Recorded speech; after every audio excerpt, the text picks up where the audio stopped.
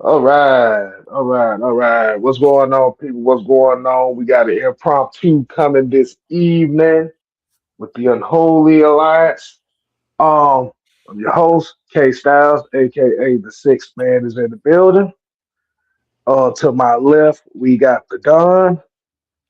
El What's good? Grande is in the building. What's good with y'all? We got the franchise right below us, Big Ant in the building. What's going on? Hey man. Also, man, we have a special guest for us this evening. Mason, man. Tell the folks where they can find you and what you about, man.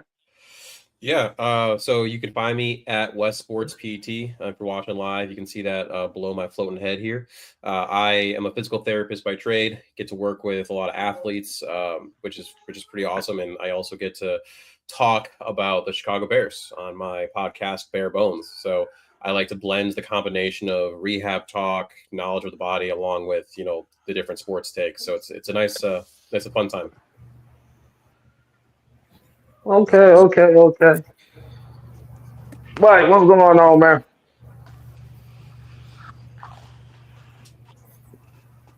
Am I in the right spot? What you mean? I don't know. Where all these new people coming from? What's going on? Ain't no new people here, man.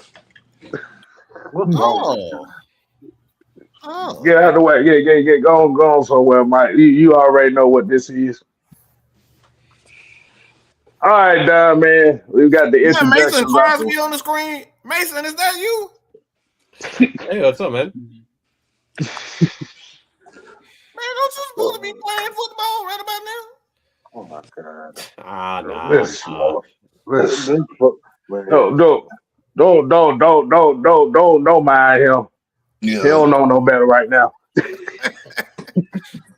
All right, man, go I ahead. had too much lemonade, y'all. Forgive me. Too much But if lemonade does that to you, boy, I don't want none of that. I don't want none of that. I But would go show ahead. you the bottle right now, but I don't think that'd be appropriate. I don't think Mike's Hard Lemonade will count in this conversation right now. All right, man, we got the introductions out the way, man. So, hey, man, the floor is yours, man. All right, so um Thursday night, the Atlanta Falcons have agreed to sign Ian Cunningham as our next general manager for our team. Um I know we talked briefly about general managers the past few weeks, but Ian has a great resume. He's been with Chicago the past few years. Before that, I think he worked 6 years in Philadelphia, and then before that he worked in Baltimore. So he won two Super Bowl rings as a scout. One with Baltimore and one with Philadelphia. Okay, I was echoing for a second. And this is the reason why we brought Mason on, because Mason, he knows Ian Cunningham very well. Again, Mason, he covers the Chicago Bears, so we're gonna let him talk about Ian and the things he's done for Chicago to make them currently a playoff contender this year. So, what's your thoughts about Ian becoming the general manager for the Falcons? Yeah, thanks for that. And it is fun finally getting to cover a playoff team. The Bears have been in a not great spot for a while now, so it's a nice change of pace. And Ian Cunningham is definitely a huge part of that. You already talked about where he came from. I mean, he got to see and learn from some really great minds. I mean, the Ravens are just a fantastic organization. They have been for a long time. The Eagles, obviously, Howie Roseman just knows how to scout and draft players. They consistently have one of the better teams just talent wise, but also they do a fantastic job of managing their cap and how they can keep those really good players. And when Ian got brought on, it was a tough start. The previous Bears GM Ryan Pace left the team in a hard spot, especially with the cap. So a lot of hard decisions had to be made early on. between Ryan Poles, the general manager of the Bears, and Ian Cunningham. So, you had a lot of dead cap that you had to deal with. You had Khalil Mack. He was one of the first moves that was done there in terms of trading him away. Several players left or were, Jakeem Hicks, James Daniels was traded away. So there's a lot really had to be done. And also there was missing draft picks because Ryan Pace, again, had traded away, whether they were picks from the Khalil Mack trade, whether they were picks from the Justin Fields trade. So you didn't have, a first rounder in 2020. You had 2 second rounders. And so as a part of that, trying to really build that defense and offense back to its former glory, you really had to start from scratch. So, and some of those draft picks really have panned out. The early ones, talk about the first 2 picks were Kyler Gordon, the nickel, who has injuries, but when he's on the field is a top 5 nickel. And then you have, Jaquan Brisker was that other pick, and he had one of his best years this year. And in that Rams game, really played himself into a nice contract. He's a free agent now. And there's been ups and downs. When you look at trying to parse out what's the GM and what's the assistant general manager can be tough, right? Like what move was what, but Ryan Poole said that, Ian was his right-hand man. He did a lot of the heavy lifting. He's on record of that. And you look at also some of the moves that were done with direct ties. So for example, Robert Quinn was traded to the Eagles for a 4th round pick in 2022. And the Jalen Carter trade, the Eagles moved up 1 spot from 10 to 9 in the first round to get Jalen Carter. The Bears got an extra 4th round pick out of that. So Ian does a good job of, pulling from those previous connections. And you can even go back to the Roquan Smith trade when they traded him to the Ravens. They got a 2nd round pick out of that. So, I would definitely expect Ian to continue being able to do that in Atlanta, being able to pull from probably the Bears, the Eagles, the Ravens, just those previous connections to be able to make, future deals happen. But it's not all sunshine and rainbows. There's been some funky moves. And again, you got to look at what might've been Ryan Poles versus Ian Cunningham. One of the biggest snafus, I guess you could say, was the Chase Claypool trade, where the Bears trade away a 2nd round pick for Chase Claypool. That did not work out, but obviously he's not even in the league anymore. They only got a 6th round pick for Justin Fields. There was news that maybe they could have gotten more for him, but they wanted to do right by Justin. So, your previous franchise, quote unquote, quarterback, you only got a 6th round pick out of. You drafted guys like Valens Jones Jr., who's actually in the Super Bowl, funny enough, but, he's an afterthought on that team. But there's other guys like Zach Pickens, who's so far hasn't done much because of injury. Karan Amagaji was a reach in the 4th round. Torrey Taylor was a reach in the 4th round, a punter that he's been an average punter at this point. Ruben Hippolyte was a 4th round pick who barely could see the field. So the Nate Davis signing, there were signs that he should not have been brought on, but he was signed for $30 million and underperformed before ultimately being cut. Small trades like Dan Feeney for a 6th, Ryan Bates for a 5th. So a lot of these late picks were being sent off to try to patch holes, and some of these players just really didn't help out. But that being said, then there's awesome ones, right? Think about the trade for that they gave for the 1st round pick that Carolina did, where they got DJ Moore and a bunch of picks, and some of those picks, right, ended up being, for example, Caleb Williams. They ended up being Luther Burden, who had a fantastic year last year. So, that was a fantastic deal there. And then you can take this either way. So Ian Cunningham by trade was a center to a guard in college, and then was an undrafted free agent to the Chiefs, also as an offensive lineman, but he never made the roster. But it was weird because also Ryan Poles was a former offensive lineman, and the Bears offensive line was mediocre at best for a while. Then this year, Ben Johnson comes into town, and you sign Drew Dahlman at center. You make trades for Joe Tooney, who was a Pro Bowler again this year. You make a trade for Jonah Jackson, who was a fantastic addition and was not a problem whatsoever at right guard, and really put a lot of the naysayers, in their place with his play this year. And Darnell Wright ascended as one of the better right tackles, I think, in the league. So now you have a pretty fantastic O-line, but how much of that was Poles, how much of it was Ian, and then how much of it was the Ben Johnson effect? So you got to really parse through a lot of that. But all that being said, sorry for my rambling, but Ian Cunningham, I think, is a very smart guy. He did a lot of heavy lifting here in Chicago. He's got a lot of connections, and I think he's going to make a fantastic GM for the Falcons.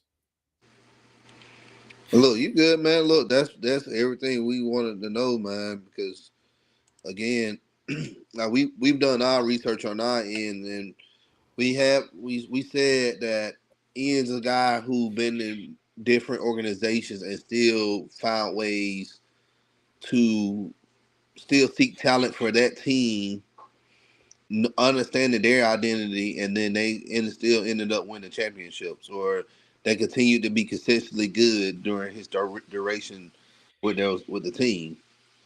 If it's, I know he's been with you guys for a few years in Philly and also in Baltimore. So, what's your thoughts,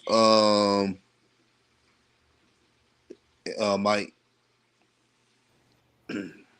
Well, I want some BS on him. Does he like to go to strip clubs like our former head coach? Because our former head coach Raheem used to like to go to strip clubs with his former players and stuff. Like, does he do those types of things? Like, I want the juice. I want some. All right, did he get in fight with a reporter? Did he cuss a reporter out? Did a reporter curse him out? Like, I want some nonsense. I will say, probably unfortunately for y'all, or not actually fortunately for y'all, but Ian's a pretty mild-mannered dude. He's not going to strip clubs and partying or anything like that. He only spoke to the media a handful of times, but the times he did, well-spoken, was able to, was really great with his time, and was able to, get his points across and everything in a way that really didn't seem like he was just trying to get you out of the room kind of a thing, right? He really wanted to have that conversation. And everything else, like, the relationships he has with other teams, with other scouts, with some of these colleges. There's actually, the Bears have this web series, 1920 Football Drive. If you go back to the ones that were around through draft time, they did like a little, thing specifically about Ian and what he does and what that looks like. So I would definitely go check that out if you have the opportunity. And again, it just shows, I mean, he's about football, right? I mean, like, he also has family first and all that jazz, but he's kind of a boring guy that he's not going to be doing anything too crazy. That's exactly what I need to hear, because we had enough nonsense here in Atlanta. We have enough nonsense in Atlanta, so he's the perfect guy for the job, in my opinion. And I think it was kind of a match that was destined to be, or at least it seemed that way. When you think about Matt Ryan, right, being the president out there in Atlanta, he was roommates and friends with Ryan Poles. Matt Ryan even, popped in and out of House Hall a couple times to chat with the Bears and help them out with some stuff. And so that connection of now Ian going and being underneath Matt Ryan in that building, it just seems like the mentality and what they are going to be looking for in certain players and how they're going to be operating, it should just coalesce really well.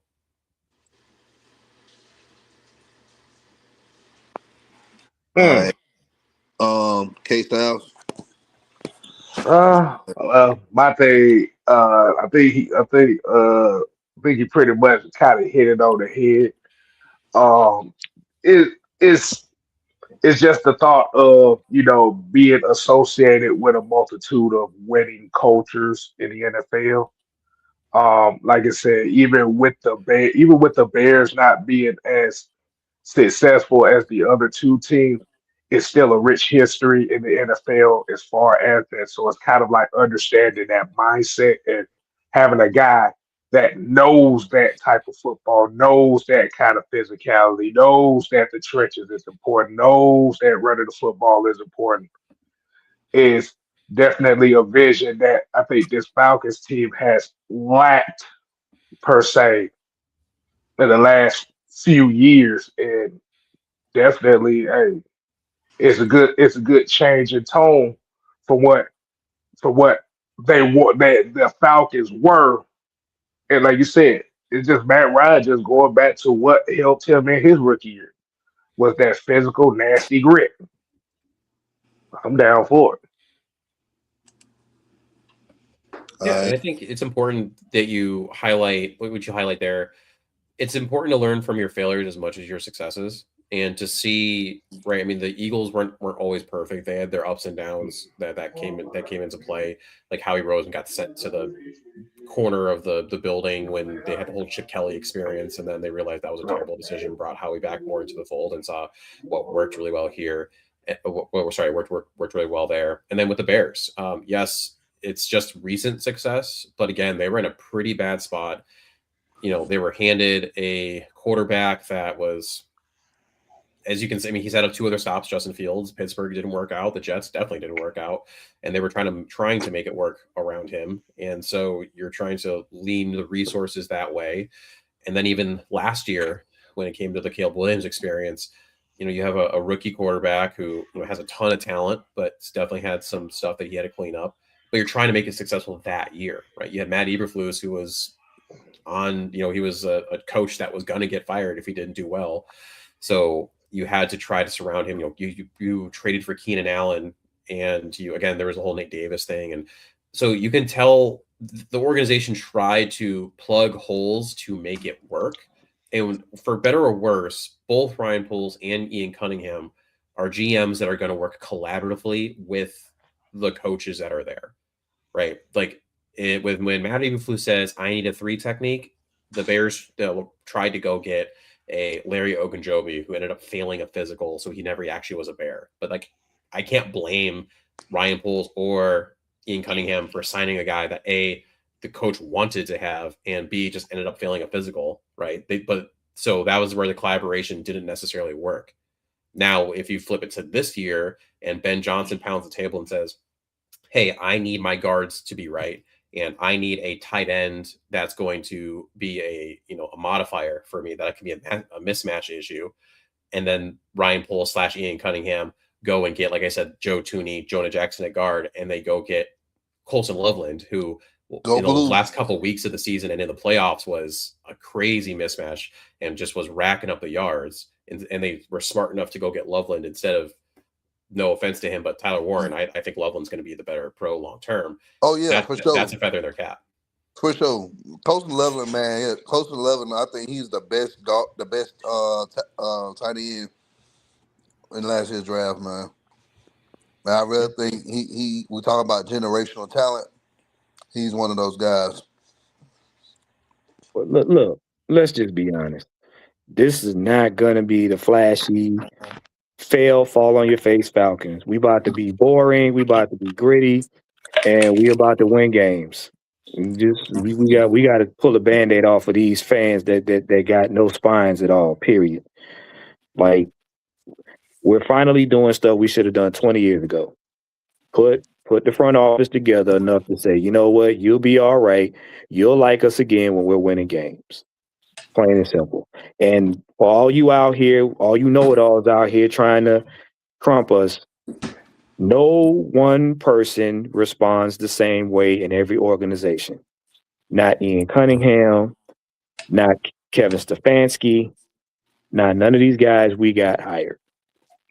So y'all can quit hanging their past on their back as to how they're going to do out here. We don't know. We don't know. You've heard it from Bears fans. You've heard it from Cleveland fans of what they used to do and what they may do. We don't know how they're going to do out here. Period.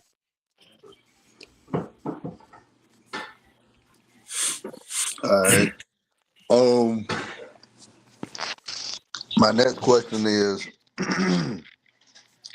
so our organization, since we hired Matt Ryan a few weeks ago, this word vision kept being thrown around.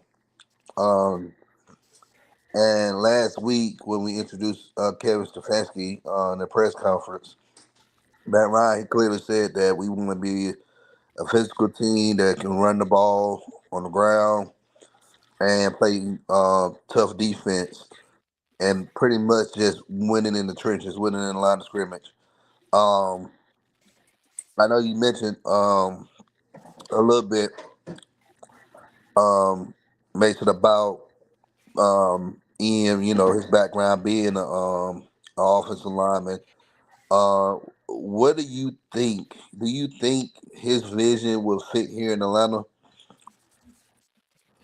I mean, I think so. That was what the Bears tried to do early on in the Ryan Poles, Ian Cunningham tenure, was to build through the trenches and build outward. It just didn't necessarily work at times, right? Like I mentioned, they couldn't get the center position right for years, and now if they finally have Drew Dalman, and it seemed, and I'm very happy with how Drew Dalman played this year, and I'm sure y'all know him very well with his time with Atlanta.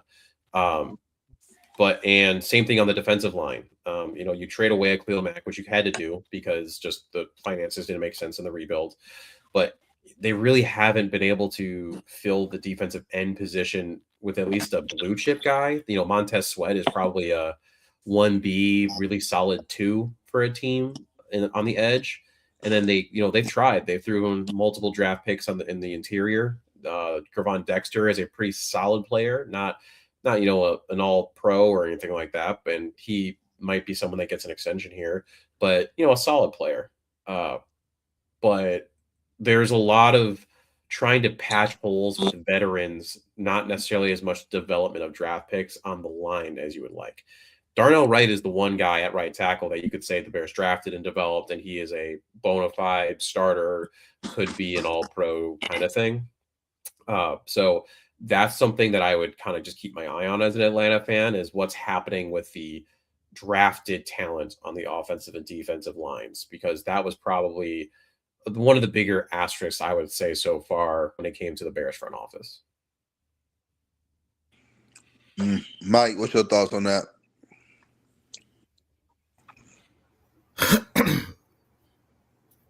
On what exactly? Just pretty much he was mentioning the defensive line, the edges. Wait. No, he was just saying the D ends, like it's just guys that they scouted and drafted, they just haven't worked out. So what's your thoughts on that? You mean you're talking about just the Falcons and the DNs, or just talking about the DNs that he scouted? Yeah, Ian Cunningham. Well, that I don't think that matters. That doesn't matter. I could care less about our edges, especially when you got Jalen Walker and James Pierce, and then you got a guy like Braylon Trice. It's still up in the air on whether or not Ona Ebiketie will be back. Caden Ellis. The Falcons have options, so like Ian, in my opinion, I think it'd be fine as far as the edge is concerned. I'm not too concerned about it. I think I trust Ulbrich enough to be able to find the right people or person. Being that he worked with Robert Salah, he knows what talent looks like in regards to not only edge but just the front end itself, what it takes, the linebackers and things. So like I'm not worried about that aspect right now with Ian Cunningham. But listening to Mason, and what is encouraging to me personally is the fact that he has connections and he can get our picks back. That's what I want. I want my picks back. Okay. Ian Cunningham, if you listening to Mad Mike right now, I need my freaking picks back. Okay. I need my pick back from the New England Patriots for giving us Mr. Strip Club. Y'all know him. Ant know him pretty well. But yeah, I need my picks back. So that's what I'm focused on. If he can kind of wow, how you just gonna throw that in there? Wow. You just gonna throw that shot in there. I know you ain't talking about Matthew Judon. Oh man, he threw him under the bus. I mean, whatever his name is. Okay, I don't recall him doing much with Atlanta anyway. So I'm just saying that's all. So one thing on that note that I'll say that the Bears have been very good about recently is they're pretty good at the trade back. So they have the players that they want. So they're sitting there, and the player they want is not there. They don't force the pick. They've done a good job of trading back and acquiring future assets, whether it's a pick in that draft or in future drafts. So the Bears did that multiple times, even this last year. some Bears fans were frustrated actually about it because they wanted the Bears to take a running back earlier than they did, but instead they said, you know what, no, there's not someone that we want here. We'd rather get, again, the future assets. The other thing that Ian brings is I always call him as the get back guy, because if you look at it back at a couple of the Bears drafts and some of the videos that they show within the draft room, they showed Ryan Poles bitten at the chomps trying to trade up for certain players. So he actually wanted to trade up for the punter, Torrey Taylor. And you literally see Ian Cunningham being like, no, we don't need to be trading up right now. He'll follow us. Don't worry. He did the same thing for Roma Dunze. The Bears were sitting there at pick right after the Falcons ended up taking Penix. And the Bears were considering trying to trade up to go get Roma Dunze. They wanted him that badly. And Ian Cunningham reeled Poles back in and said, no, let the process play out. Like, he's very analytical. They talk all the time about how they use all these different, machines and analytics and all this to generate how they think the draft will play out.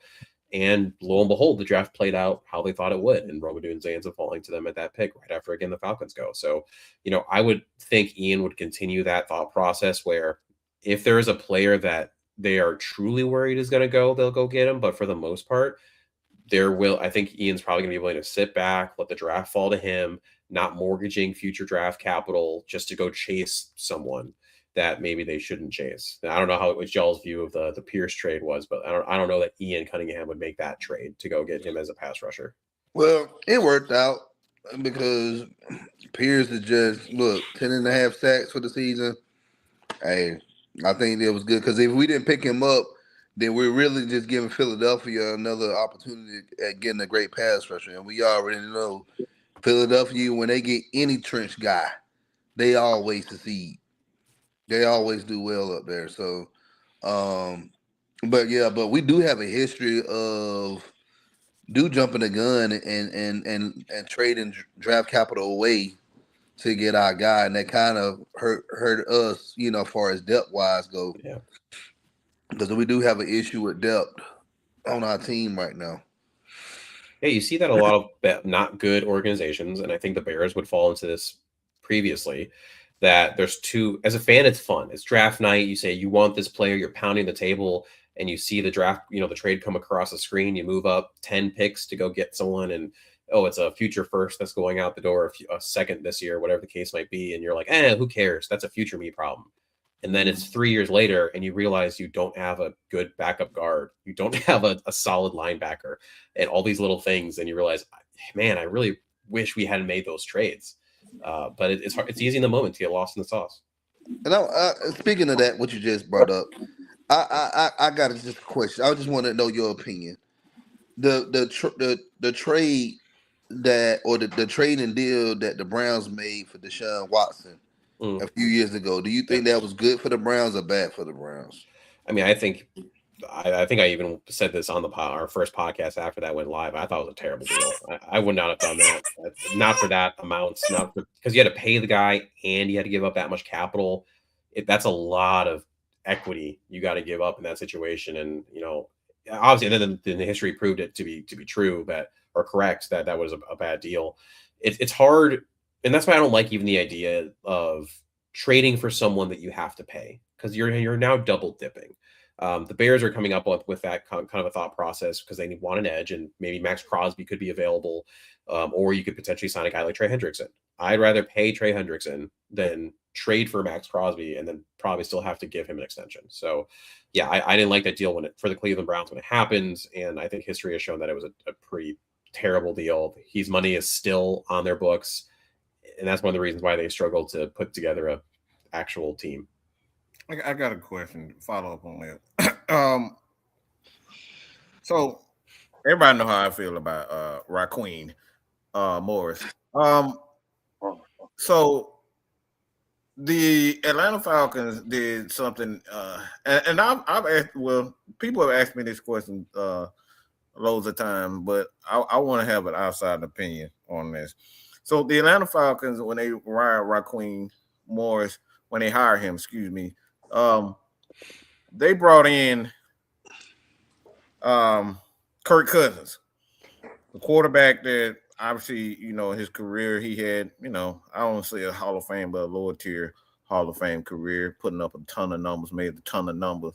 So he's done his thing, but he came in, obviously torn Achilles. The Atlanta Falcons gave him $100 million, and they drafted a quarterback in Michael Penix in the same year. What are your thoughts on that personally in regards to the Atlanta Falcons? I see the look on your face already, but what are your thoughts on that? And if that's something that you would have done, you want your team to do, in that regard, as far as just a guy, Kirk Cousins, the amount of money that they paid, and then they turn around and get a young quarterback, and how would you respond to that? You know, it's funny because, again, as a Bears fan, we did this. We did this. The Bears signed Mike Glennon to a good chunk of change, and they drafted Mitch Trubisky in the same year. And the idea was twofold. One, that they were trying to throw people off. Like Ryan Pace was doing this weird, like behind the scenes cloak and dagger thing of like, I'm not interested in Mitch Trubisky. Like there's a story that they did a dinner and, you know, he's told Mitch to make a reservation somewhere down at UNC where he played his college ball. And Mitch ended up putting the name under Jim McMahon, and Ryan Pace loved that. And it was so fun. And Mitch drove a Toyota Camry from 1996, and that it was a whole stupid thing. But anyway, the double dipping of I'm going to pay Mike Glennon, and it wasn't like record setting, but it was a lot for Mike Glennon, who at that point had never really started, with the idea of one, throwing people off the trail, and also two, to be able to let Mitch sit and not have to play initially. But that doesn't work out, right? And what happened was Mike was terrible. And 5 games in, they ended up having to throw Mitch Trubisky in anyway. So you're paying a guy to get a super expensive backup on your bench now, essentially. And your rookie, who you didn't want to start right away, is starting and taking all those bullets flying at him. It's just a poor allocation of resources. You have a finite amount of resources, both with the cap as well as with your draft picks. And yes, I know the draft is fake or the cap is fake and you can do all this stuff, but you need to have a very creative front office to be able to pull that off, and Boyd ears and all these things. If your idea is to let a rookie sit, go get a middle of the road guy, get your Marcus Mariota that you don't have to pay a lot to, or whatever the case might be. And in that situation, I mean, especially when paying Kirk, that was a lot of money. I mean, that was like starter money. You drafted Penix, who was an older rookie as well. So it's not like you're really that excited about him sitting for a whole year, or if not more.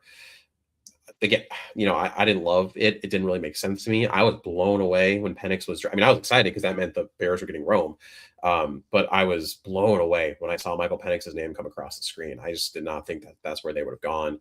And then if you want to make the situation worse, it seemed like the Falcons were playing chicken with the other teams in the league who might have traded for Kirk Cousins, saying, no, we're not going to trade the dude and eat any of the salary or whatever the situation might have been in order to make that happen.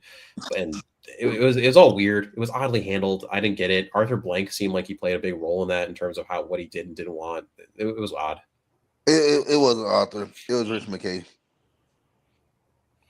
Yeah, Arthur kind of allows those guys to kind of do their job. But when they start getting out of hand, that's when he kind of steps in, and that's pretty much why Raheem, Rich McKay, so many of the guys in the front office because a lot of those guys kind of talked them into doing and such. I mean, the Falcons front office, Kyle Smith is gone. Quite a few other guys are going. Everybody gone. Everybody pretty much gone. We got a few guys that are scouts that are still there, but a lot of those guys kind of talked him into it, and that's why Matt Ryan is coming in, and he just brought a whole nother team, including Ian, man. Yeah, it was funny because we all complained about Rich McKay, and what happened was when Belichick was on the boat with him, we was like, all right, this pretty much going to be a done deal, and we found out he was outvoted at the last minute. Mm-hmm. Yeah, the hiring Raheem was a Rich McKay idea because Blank wanted Belichick or Jim Harbaugh. Mm-hmm. I was upset I had $100 on it that Belichick would end up being the Falcons head coach that year. So I didn't win that bet, and I'm still upset. Oh my gosh! You upset? I mean, we was I lost my mind. literally, look, like we was we upset. look. I'm gonna tell you, we had a whole 5-hour conversation about what they were talking about on that yacht, and Sam said he on that yacht. He's as good as a Falcon. Next thing you know, Raheem Moore is a heck of what? I And we find lost out, it. Let me I tell you. lost it, yo. We yeah, lost we it. was Let me hot. tell We was you. hot. We had not only was Belichick, we interviewed Jim Harbaugh, Mike McDonald, Ben Johnson, Mike Vrabel. Yeah. Those are the guys we interviewed. Yes. And we chose Raheem Morris. And I was trying to figure out how, and then we found out, yeah, Rich McKay came in at the last minute, like, oh, we're gonna go with Raheem. Click. What? Y'all good with this? So, go ahead, Sam. What's your take on all this so far, man? Down there, Sam. Yeah, Sam still got a headache from this. Man, look, right now, there's a purposeful PSTD rash going around after these last 2 years, deservedly so. With the clean sweep, everything as written that was involved in the debacle is gone. Matt Ryan has come in here with a purpose and a plan, vision, if you will, to serve a particular mission. That's to protect the quarterback. And you can see that. Callahan being hired screams that. Yeah, definitely. So I myself are expecting, everything this offseason to be centered around the trenches.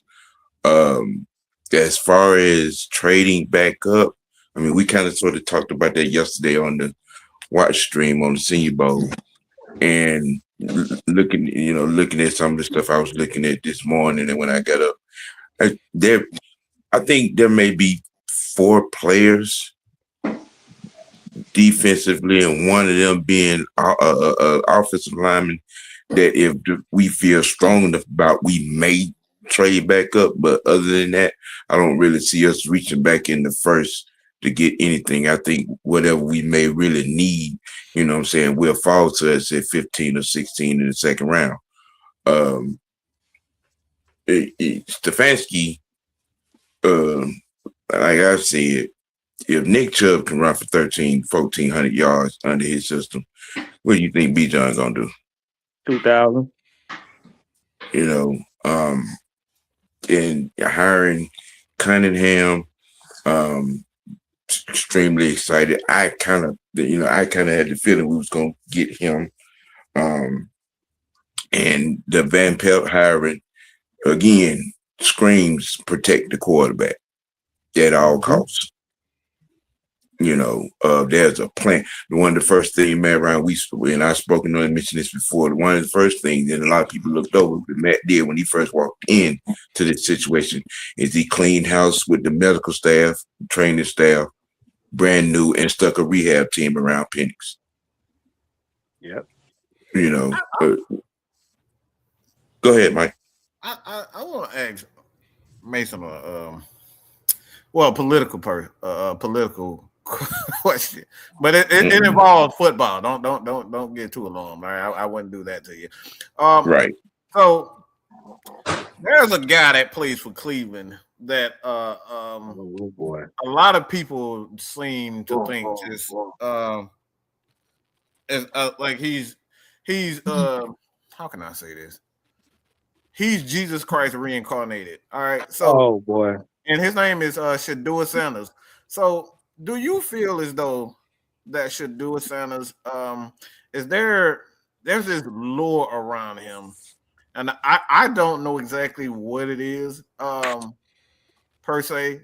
How would you categorize the Shadua Sanders? Because on one hand you have the NFL, and it seems like they did what they did, and then you have the fans believe that the NFL did this and they did that. How would you categorize? Because like I love Shador. Don't get me wrong, but there's like I said, it's a cloud, whether it's a light cloud or a dark cloud, but it's clouds around him. So how would you categorize that?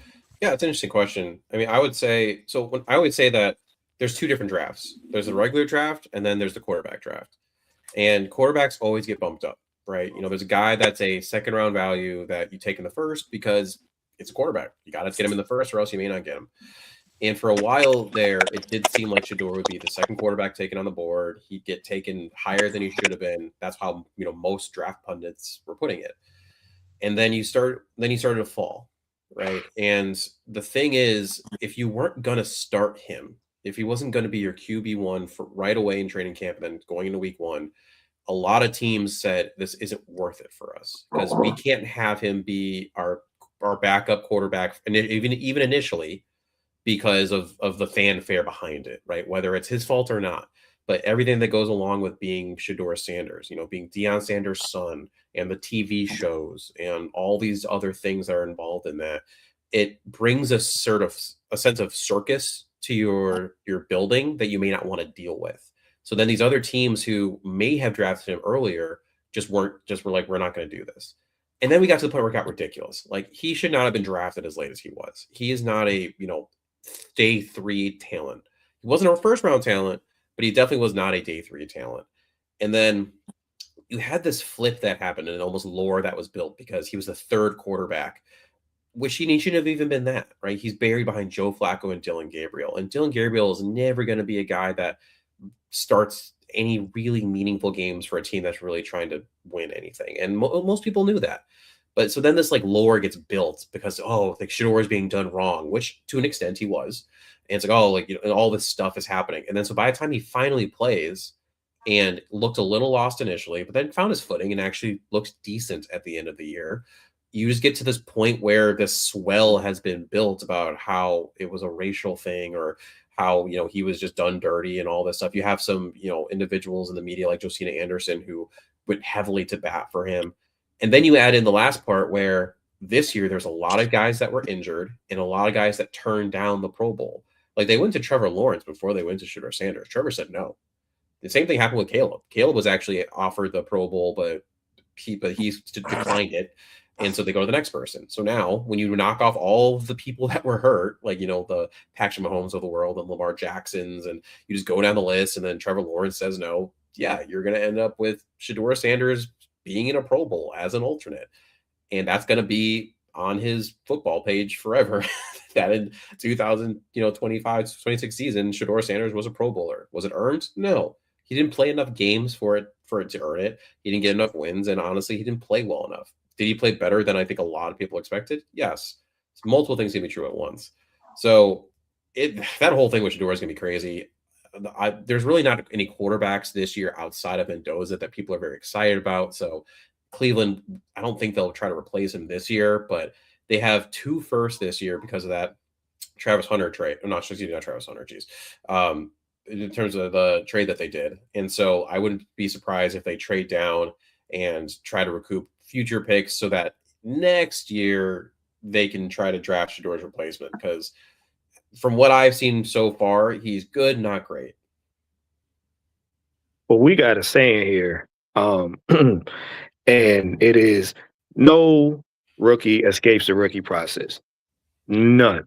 There hasn't been one quarterback in NFL history that just let past it, even the greats. And this is something we've been trying to tell our fans for a long time is, number one, a coach does not have to like a quarterback. Doesn't matter where they come in. Second of all, you're a rookie. You still need to go through the process of learning the NFL, learning the game, learning about yourself. And it seems like on one hand, everybody tried to say, because he's Deion Sanders' son, he's just going to come in here, lighten it up. That wasn't the case. And then they said, how you guys are treating him, you shouldn't do that to a great. He hasn't proven anything. He's living off his dad's name. And 3, a lot of people didn't understand that situation in Cleveland had nothing to do with Stefanski because he didn't have control over it. That was the front office. But because it's Shador, they overlooked that. Now, were there certain aspects, like you said, that we felt he was done wrong? Yeah. But people forget that he was a rookie. Like you said, how are you a rookie unproven and you're in the Pro Bowl? Who does that? You know what I'm saying? Go ahead. Can I just say a little something about this quarterback thing? I mean, and the mindset that generally the fan populace has when it comes to quarterbacks, which generally most of them are fans of players. This expectation of extravagance, fantasy, or favorite player otherwise, belief of what I'm saying, a guy that no matter where they're drafted, quarterback in particular, to be all pro to Hall of Fame ready out the gate, that shit does not exist. It don't. Hall of Fame coaches. We live in this and instant gratification Hall of society Fame. now. It's crazy. Yeah, Hall of Fame coaches and Hall of Fame quarterbacks themselves have said, and unless you're just like us, actual football fans, seem to understand this particular saying that it's long. I remember hearing this way back in late 70s, early 80s. It takes a quarterback 3 to 5 years to get it. Mm-hmm. There is no way in my Harley Race voice on God's green earth that after 8 games, 10 games, and one season, you're going to know if a quarterback is it or not. I mean, it's never happened. It hasn't. It's never happened where you saw a quarterback in year one lead a guy to a Super Bowl and win a Super Bowl in the same year, and for whatever reason, like I said, this is just I don't know where this fantasy idea of quarterbacks just being there. It's like you saw Dan Marino play well in his rookie year. Ben Roethlisberger had a good rookie season, but still, it wasn't like he was up for MVP that year. I mean, Matt Ryan had a good rookie season, you know what I'm saying? But he didn't jump right to the Super Bowl in his first year. And hell, well, from my standpoint, it was after Matt's third year, and I was like, okay, we got something here. Mm-hmm. Mm-hmm. The perfect example was going to be in the Super Bowl next week in Sam Darnold. Right. Yep. Yeah, definitely. But like I said, man, as far as that situation comes in and out, like I said, fans are going to fanboys are going to fanboys about the situation. Like you said, man, the NFL teams are going to be making their decisions whether people like it or not. Like I said, the thing about it is, Shador Sanders may be good, he may not be good, but just be honest with you, being a fan of him. It got to a point I just got tired of talking about it because it just became a useless conversation at this point to some people. Yeah, they got their minds made up. They got their minds made up about who they like, and they figure their feelings and wants and needs is strong enough to get this person to be the player that nobody's seen before. Yeah, it's crazy. I got a petty question. Yeah. So how you guys like Grady Jarrett up there? Grady's, it's been interesting because he came in and was an immediate leader in the locker room and on the field. I got to go to a couple training camps and you heard him talking to the guys, and it was fantastic from that perspective. And then he got a little banged up early in the year, and he just really couldn't contribute on the field. So he was trying to stay on the field as long as he could, but he wasn't very effective. They finally sat him. He got for a couple weeks, got healthier again, came back, and he played better in the latter part of the season. So he's not from on the field production standpoint, he's not necessarily playing up to his contract, but in terms of what he's providing from a leadership perspective, there's a lot to be gained there. So we're hoping that next year, a little healthier, he can give you a bit more. But so far, you give it like a C plus, B minus kind of a signing.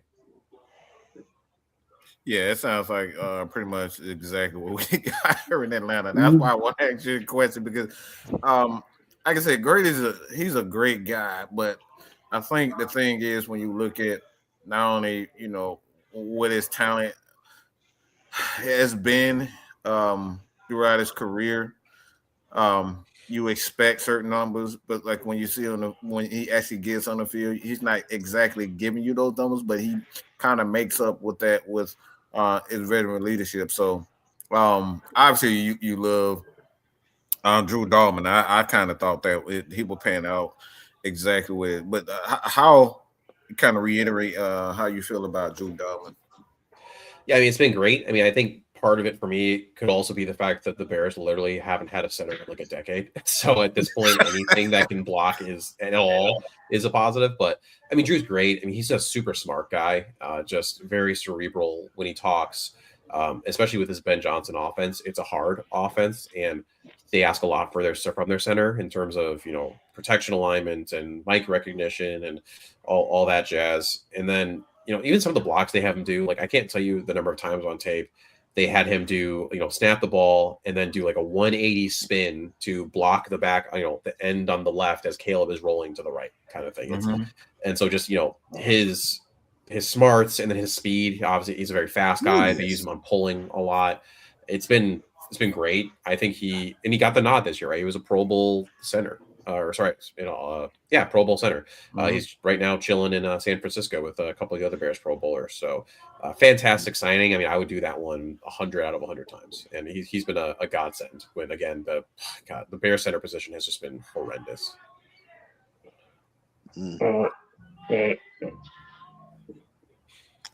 Yeah, I had to get that question in. They would have never forgave me if I didn't ask about Grady and Drew, specifically Grady. Man, I think I'm good. Yeah. I'm satisfied, man. Yeah. See, and speaking of former players, like I said, I want to do a throwback on this one. As the Falcons fans know, this year we've had a lot of special team blunders, as I would say. Mason, for the Falcon fans that are kind of complaining about special team blunder, do you want to relive the Cody Parkey days? Oh God! Why do you got to bring that up? Wow. So that entire season, 2018, right, is the year that we're referring to here, and it was it was a fake year the entire time. You kept getting these wins that you felt, yeah, we got to win, but like when you really looked at it, it wasn't great.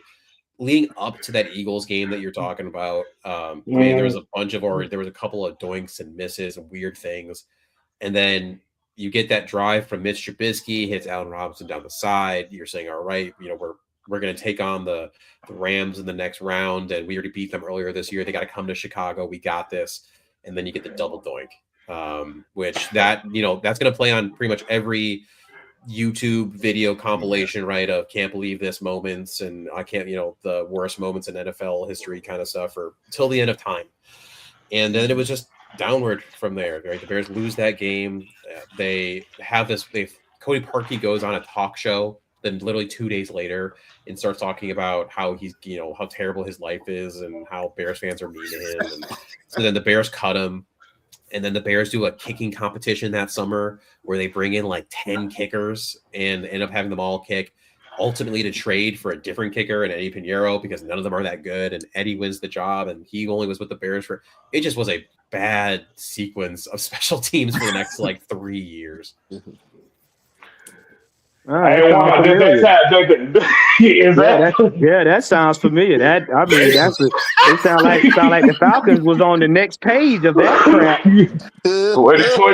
2025 Falcons right there. Yeah, that sounds like Yeah. when you was explaining that, boy, it sounds exactly how you. You don't think about special teams until they're screwing you over. Yeah. Oh my What? God, man! Oh, that's funny. Lord, that is hilarious, man. I ain't got nothing else, man. I'm Wait, gonna wait, need some off the top. I'm gonna need some off the top shelf to talk about special team. wait. You know, Shit, I'm about to go pull up right now because of that. Right. All right, what else you got for us, Don?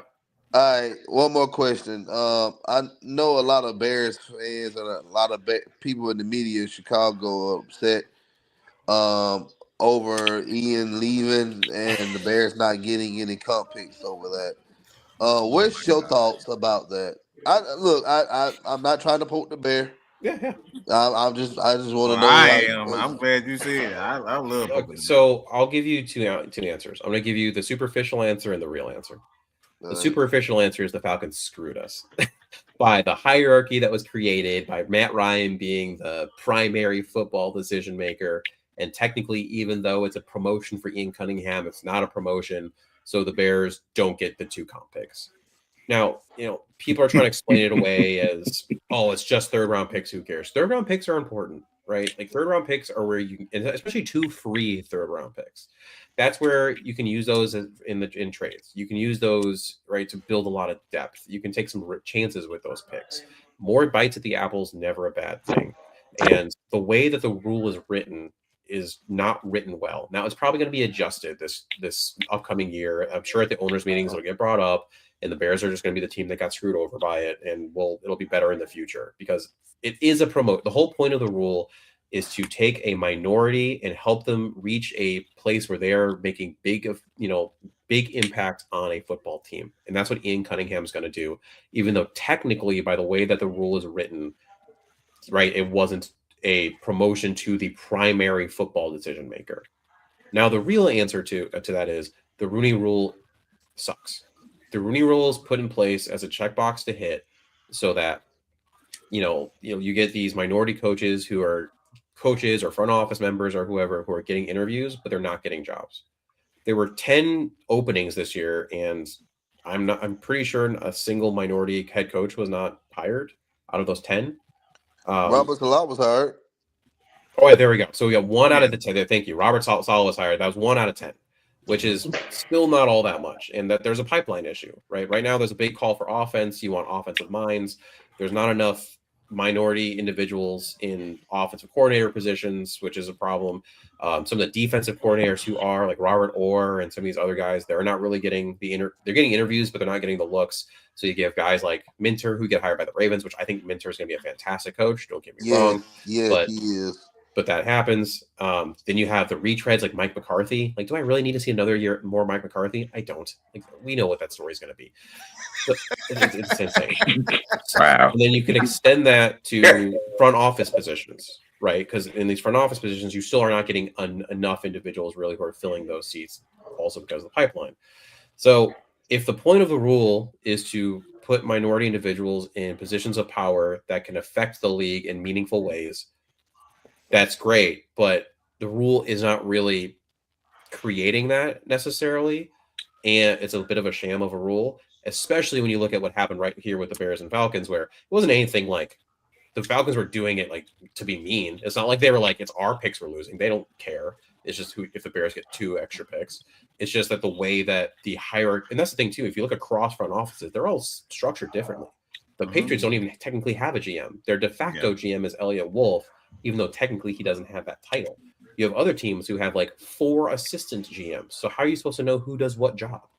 Like it's all just poorly constructed more than anything. And so again, the superficial answer is I'm salty about it, but I'll get over it. The real answer is the Rooney Rule needs to be adjusted to make actual impactful change.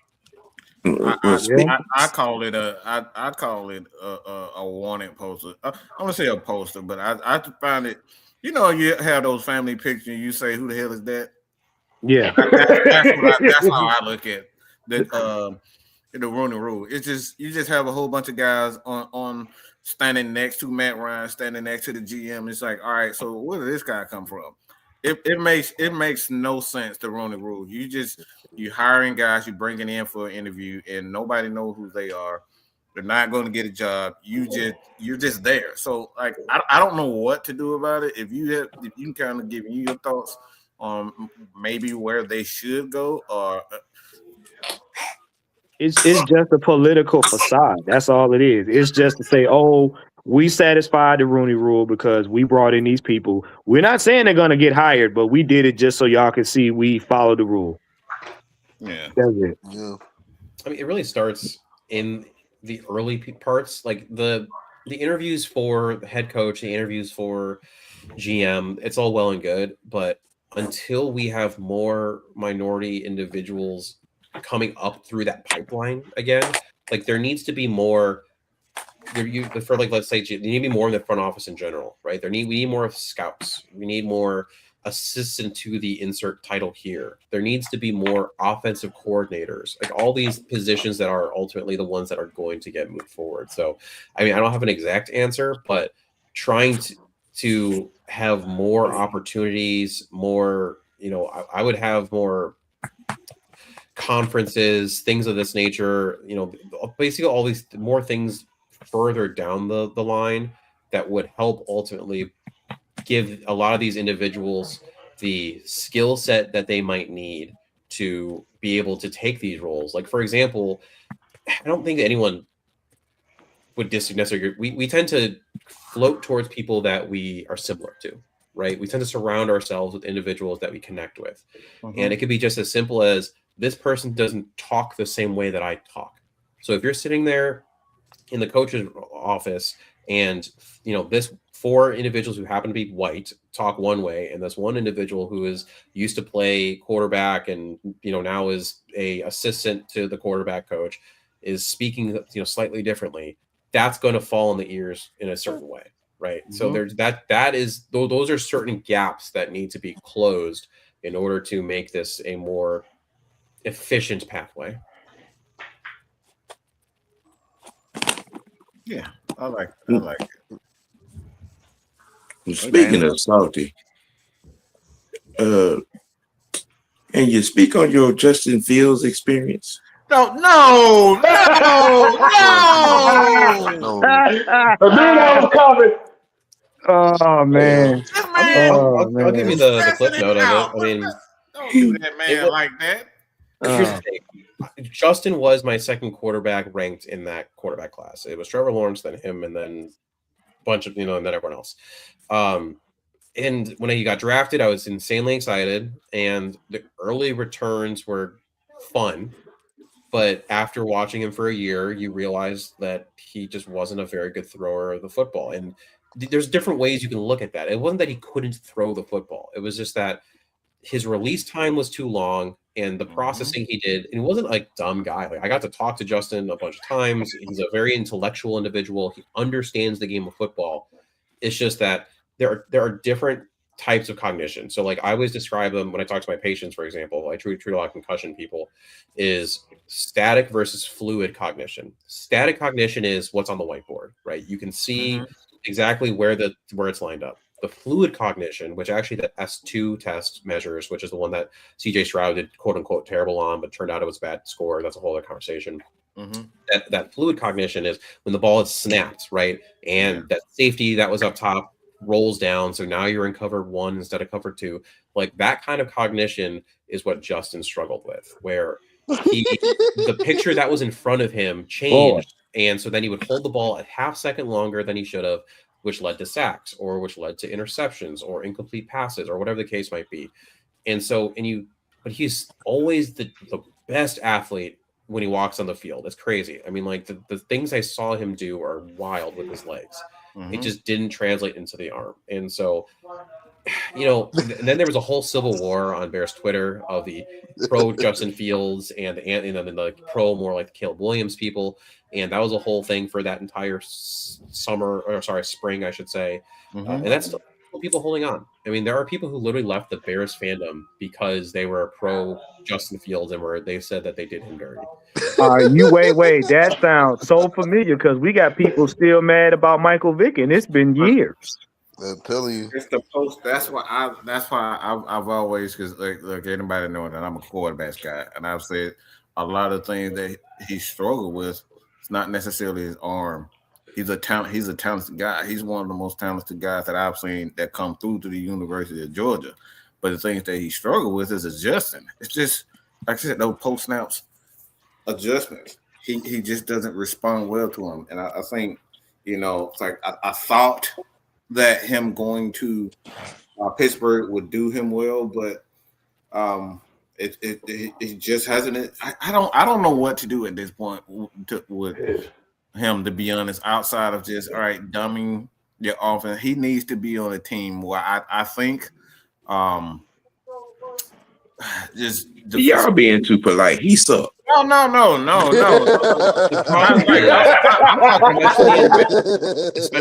talking about quarterback, man. I'm saying, how can you fix? See, I'm always into fixing the quarterback. What can you do to help him? Shine. I don't know. Well, he has to. He has to. NFL. He's gonna have to want to fix that himself first, because hold on. Mason was trying to say something. Go ahead.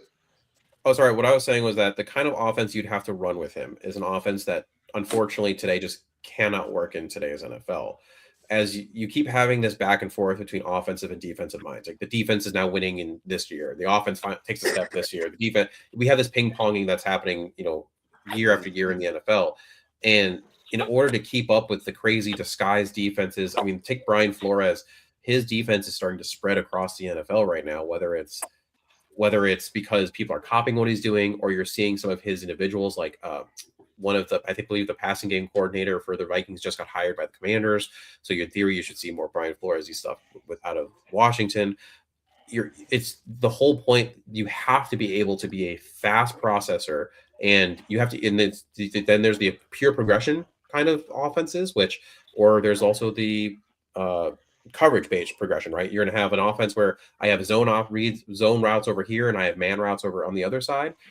That works for some guys, but honestly, that's not going to work all the time. That's why then you have the pure progression guys, where it's 1, 2 to 3, and unfortunately, Justin just can't really live in either of those worlds right now, at least not consistently. And the way that you're going to make him the best quarterback he can be is by, again, probably having the match one, where you're going to have zone to one side, man to the other side in terms of the route combinations that you have.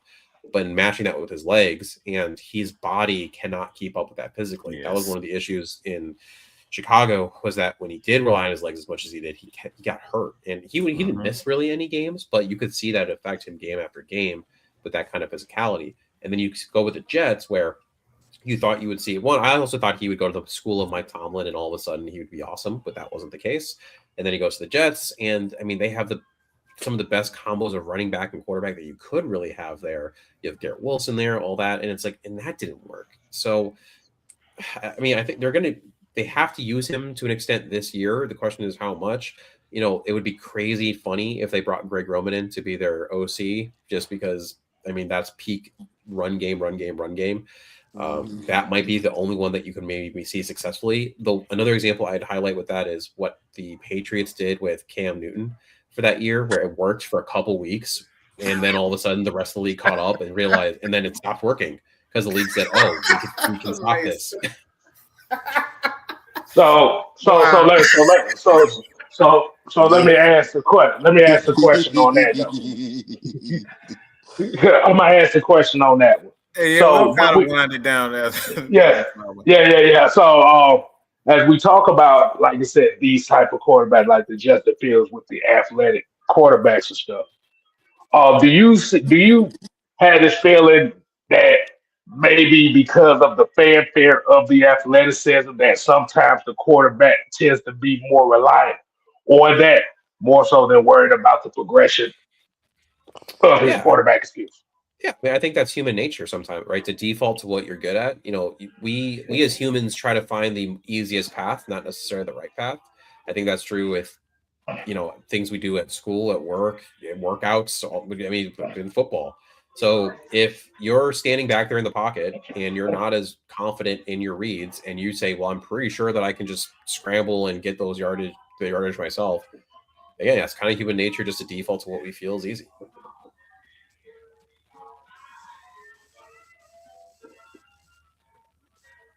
So he sucked.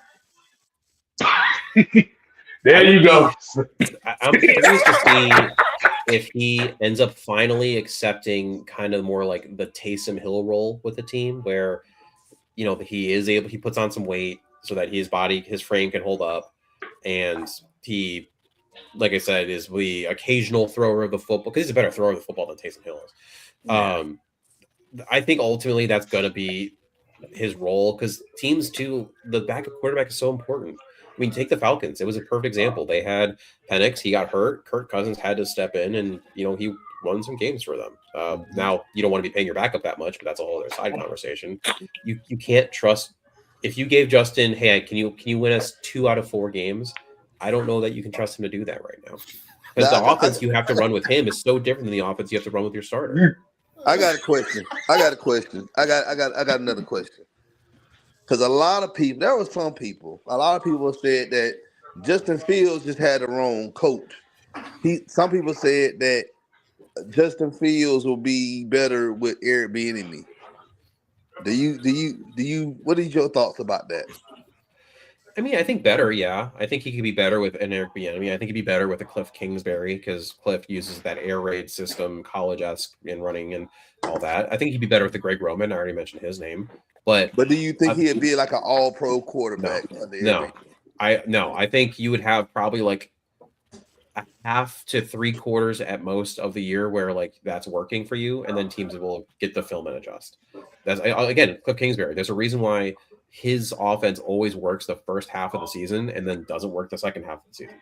Like every year, he has a great record to start, a bad record to end, because teams catch up and they adjust. It's crazy. If you actually look back year to year with his time with the Cardinals and all that, and even with Texas Tech, it's all very similar. So I think that's what would happen. You'd have probably this really crazy, fun, run-based, air-raidy offense for Justin, and then the second half of the year, it would just be not very fun, and it would just be, teams would figure it out. Okay. All right. Is there anything else y'all want to bring up? Oh no, man, I'm good, man. Like I said, I love this conversation, man. I'm good. All right. I know Sam happy right now about that information. Boy, he is that just got put in his memory bank like, oh yeah, I got something for y'all. I know he gonna use that. Yeah. Very diabolical. I mean, what are we looking at? He's what, year 5, 6? It's over, Sam. You got It's it. He's dead, Sam. He's still trying to add on. I'm not. I'm just, You trying to add more on. It's like scout team, practice squad. Listen, I already put him down. You still Hey, remember that scene from Starship Trooper where he shot the bug dead and then he kept shooting? He kept shooting. That's what Sam doing. He's dead, Sam. Oh man. All right, man. I ain't got nothing else, man. We can go ahead and close it out now. All right, man. Yeah, I appreciate y'all for having me on. Hey, man. All right, man. One more time before you leave, man. Let everybody know where they can find you. Yeah. So at West Sports PT, like I said, I do the physical therapy rehab talk, as well as the Chicago Bears talk. So if you ever have any questions on injuries regarding someone on the Falcons, feel free to shoot me a question on Twitter. I'll always answer the best I can. I try to, explain the physiology and all that, and why someone's ankle sprain is going to take 4 weeks, but someone else is going to take 6 weeks. Yes. And then we get the show Bare Bones. You can find that on YouTube, on Spotify, Apple, all that jazz. And I'll post my channel. I'll tweet out my channel again. So hit me up. It sounds like you and Juan need to be doing the show. Right.